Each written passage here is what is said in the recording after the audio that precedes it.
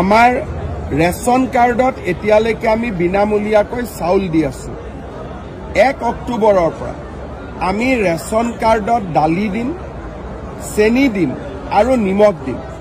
দালিৰ দাম বজাৰতকৈ 25 টকা কম হ'ব, চেনিৰ দাম বজাৰতকৈ 25 টকা কম হ'ব, নিমখৰ দাম বজাৰতকৈ 10 টকা কম হ'ব।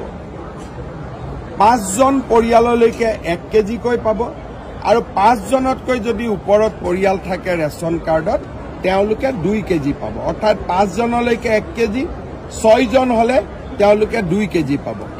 এই ব্যৱস্থাটো আমি 1 অক্টোবৰৰ পৰা আৰম্ভ কৰিম, যাতে দুখীয়া মানুহে ঘৰো পাব পাৰে, অৰুণোদয় পাব পাৰে। আমাৰ ৰেচনত চাউলে অকল নহয়, দালি নিমখো পাব পাৰে। এই গোটেই ব্যৱস্থাবিলাক আমি কৰিছো আৰু দুখীয়া মানুহ উপকৃত।